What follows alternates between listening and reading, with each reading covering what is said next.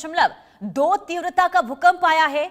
हल महेरा क्षेत्र में कांपी है धरती। भूकंप के झटकों से दहशत का माहौल इस वक्त देखने को मिल रहा है। फिलहाल सुनामी की चेतावनी नहीं जारी की गई है। इंडोनेशिया से एक खबर, जहां हल महेरा क्षेत्र में 6.2 तीव्रता का शक्तिशाली भूकंप दर्ज हुआ है और भूकंप के तेज झटके महसूस होते हुए लोग वहां पर दिखे हैं। लोग घरों से, इमारतों से बाहर निकलते हुए दिखाई दिए, जिससे कई इलाकों में दहशत इस वक्त देखने को मिल रही है। स्थानीय प्रशासन, आपदा प्रबंधन एजेंसियों ने प्रभावित क्षेत्रों की निगरानी शुरू कर दी है और नुकसान का आकलन इस वक्त हो रहा है। हालांकि शुरुआती रिपोर्ट की माने तो फिलहाल किसी बड़े जान माल के नुकसान की कोई पुष्टि नहीं हुई है। इधर अधिकारियों ने यह भी स्पष्ट किया है कि इस भूकंप के बाद सुनामी की कोई चेतावनी जारी नहीं की गई है।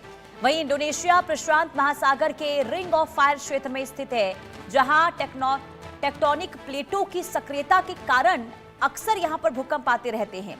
प्रशासन ने लोगों से सतर्क रहने और आफ्टर शॉक्स के प्रति सावधान रहने को लेकर भी अलर्ट जारी किया है। केवल आधिकारिक सूचनाओं पर भरोसा करने की अपील की गई है। ये तस्वीरें हम आपको दिखा रहे हैं भूकंप आने के बाद इंडोनेशिया में कुछ इस तरीके से वहां पर, क्योंकि ये सीसीटीवी की तस्वीर हम आपको दिखा रहे हैं। सीसीटीवी यहां पर कैसे यहां पर हिलता हुआ नजर आ रहा है और ये बता रहा है कि हालात देखिए वहां पर भी गंभीर उस वक्त देखने को मिले थे जब भूकंप के झटके लोगों ने महसूस किए हैं। लोग वहां से भागते हुए नजर आ रहे हैं। अफरा तफरी का माहौल वहां पर देखने को मिला है। हालांकि ये पहली दफा नहीं है जब भूकंप की वजह से इंडोनेशिया में भूकंप को लेकर ये हालात देखने को मिले हैं। इससे पहले भी कई बार छोटे बड़े भूकंप के झटके महसूस किए जा चुके हैं और एक बार फिर से भूकंप की वजह से इंडोनेशिया की धरती कांपी है। दुनिया के सबसे खतरनाक भूकंप कौन कौन से रहे हैं वो जरा हम आपको बताते हैं। देखिए 1960 की बात करते हैं तो चिली में यानी कि व्लादिविया में 9.5 तीव्रता का भूकंप आया था और ये अब तक का सबसे शक्तिशाली भूकंप था। इसके अलावा 1964 की बात करते हैं तो अलास्का में यानी कि अमेरिका में 9.2 तीव्रता का भूकंप आया और भीषण सुनामी और इसके बाद बहुत ज्यादा तबाही उस वक्त भी देखने को मिली थी। 2004 आते हैं तो हिंद महासागर में सुमात्रा में 9.1 से 9.3 तीव्रता का भूकंप आया था और उस वक्त सुनामी में कम से कम 2 लाख से ज्यादा लोगों की जान चली गई थी। वहीं 2011 जापान में भी तोहोकू में 9.1 तीव्रता का भूकंप आया था सुनामी और इसके बाद हालात वहां पर बहुत ज्यादा खराब हो गए थे। 1952 में देखिए कामचटका में भी यानी कि रूस में भूकंप आया था। ये भी इसकी जो तीव्रता थी वो 9 मापी गई थी।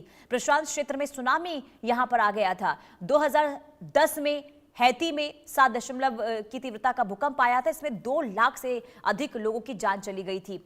2005 में कश्मीर में 7.6 तीव्रता का भूकंप आया था और 80,000 से ज्यादा लोगों की मौत उस वक्त हुई थी।